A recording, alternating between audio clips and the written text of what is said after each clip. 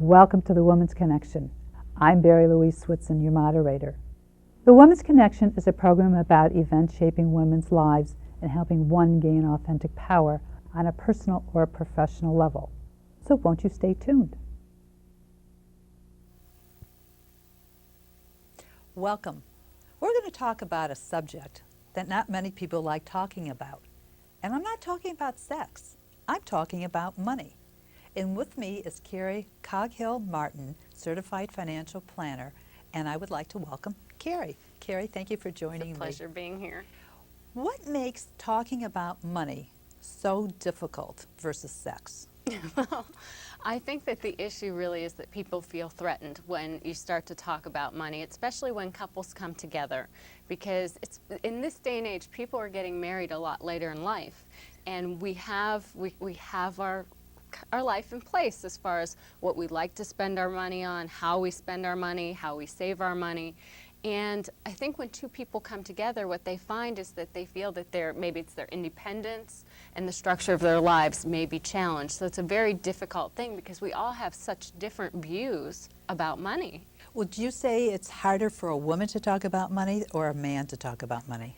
Well, I think it really depends on the people. If you're dealing with a woman that is successful in the business world or just has really taken their financial life and has it under control, then I think that the woman feels pressured, because I think men talk about money a lot more and a lot more openly, but in a very different way.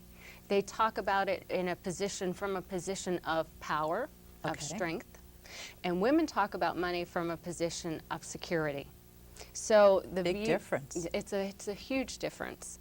And it's not really for us, for most of us anyway, it's not about, our money doesn't really create the image of who we are. And in many ways, for men, that's what they grow up believing and thinking, is that, getting their career under control and how their financial picture looks. Do you find that it's changing? Women are becoming more open in some respects to talking about money than it was years ago? Oh, absolutely. And a lot of this problem really has stemmed from where we've come from. 50 years ago, the woman wasn't in the workplace. The woman was at home and the man took care of the money. That's just the way it is. So it's taken generations and will continue to take generations for women to really feel up to speed. I think that going forward, what we're probably going to find is that the next generation, I know that my daughter, who's 13, is growing up hearing and seeing on television commercials, whether it's about saving, investing, retirement, saving for college. So she's going to grow up really feeling a lot more comfortable than I did. And I came from one of these families where, my father went out and worked and took care of everything. So it's an education. This generation is really starting to become a lot more educated. Well, I think they're more educated because of the internet. They can go exploring, they can find out information is literally at their fingertips. Yeah, and I think the main issue is that, 30 years ago, 40 years ago, you went to work for a company, you stayed there forever. Right. Your company would take care of you, and that's changed dramatically. Really during the 80s, we saw this transition from pension plans to 401k plans to where now we are responsible for planning for our own retirement. So that's been one issue, and the other issue is that women are in the workplace now. So we have our own money. Which is really great. Yes. Women are divorced from, let's see, what do my notes say? Women are divorced from husbands who help them accumulate and become very successful. Mm-hmm. Now you go back to, you're talking about a woman who 50 years ago was in the home. She was a housewife. She helped her husband succeed. And there was a very nasty divorce a few years back where the woman helped her husband, who was worked for a name company, the Fortune 100. Yes. And she got $40 million in the divorce settlement, if I'm correct. Going into a marriage, what should a woman of today consider?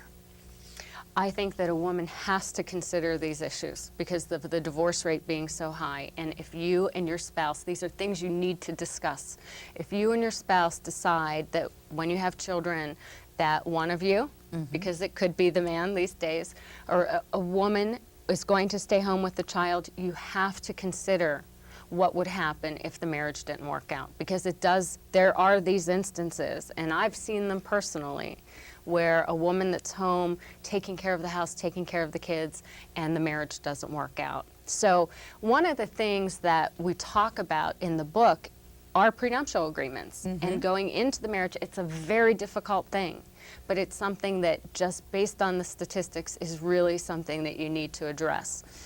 So I think that that's one of the issues that women need to be aware of when they are getting married. And you can do a postnuptial agreement, and I would recommend that if you're both in the business world and you decide that you want to stay home with the kids.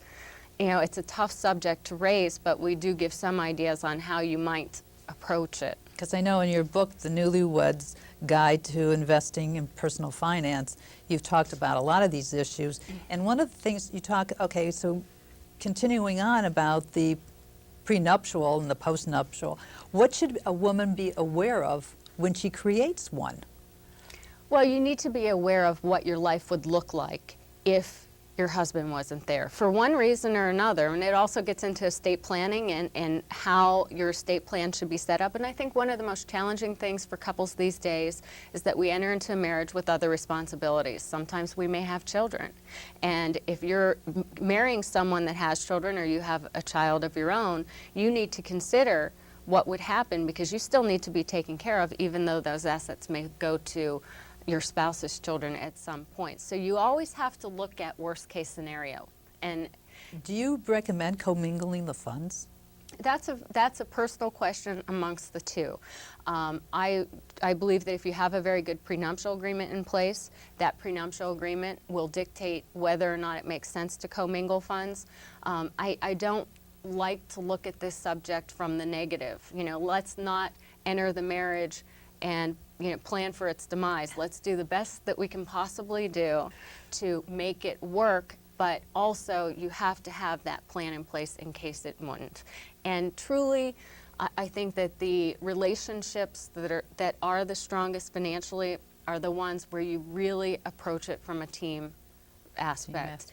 And what that means is communicating, really talking about, what do you want to do with your financial lives? When do you want to retire? What kind of house do you want? How do you want to raise your kids? All of these things that will really dictate your future. And the issue of commingling funds, if you have a good prenuptial agreement in place, you really don't need to worry about it so much. And I think that, it helps the marriage if you're a lot more open about it. And that's why I really recommend it, because if you have it in place, you're going to breathe a little more easily and maybe be able to communicate better.